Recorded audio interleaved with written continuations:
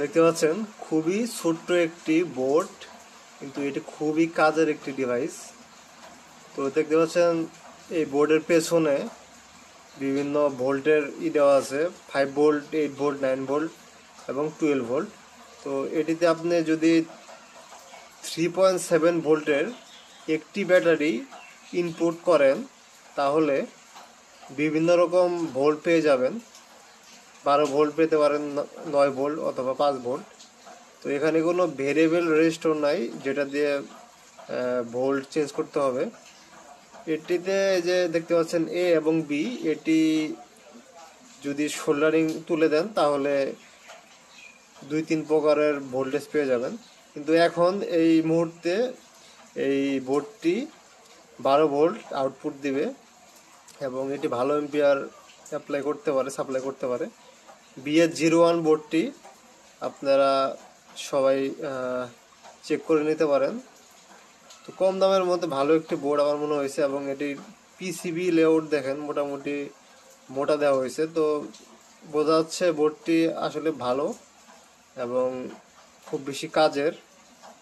তো এটিকে আপনারা ভোল্টেজ বুস্টার বলতে পারেন, কিন্তু 3.7 ভোল্ট থেকে 5 ভোল্ট, 8 ভোল্ট, 9 ভোল্ট, 12 ভোল্ট, এই 4 প্রকার একদম ফিক্সড থাকে, ভোল্টেজ একদম ফিক্সড থাকে। ব্যাটারির ভোল্টেজ কমলে আপনার আউটপুটের ভোল্টেজ বাড়বে না বা কমবে না, কিন্তু ব্যাটারির ভোল্টেজ যদি একটি নির্দিষ্ট সীমা বা 3 ভোল্টের নিচে চলে আসে, চার্জ কমে যায়, তাহলে বোর্ডটি বন্ধ হয়ে যাওয়ার কথা।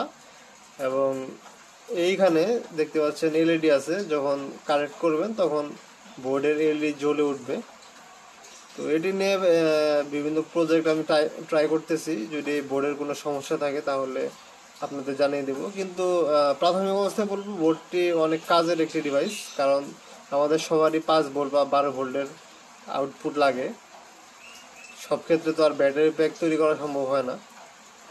তো বোর্ডটি আমার কাছে ভালো মনে হচ্ছে, এবং এটির এম্পিয়ার লোড নেওয়ার ক্ষমতাও ভালো মোটামুটি। বোর্ডটি একটু গরম হতে পারে, কিন্তু TP4056 যে বোর্ড আছে সেটির তুলনায় কম গরম হবে, এবং বোর্ডের এই সার্কিটের পিসিবিও ভালো। তো মোটামুটি লং লাস্টিং একটি সার্কিট হবে। তো এটি দিয়ে বিভিন্ন প্রজেক্ট করে আপনাদের দেখানোর চেষ্টা করব ভবিষ্যতে। তো এই বোর্ডের দাম কত হতে পারে? এই বোর্ডের দাম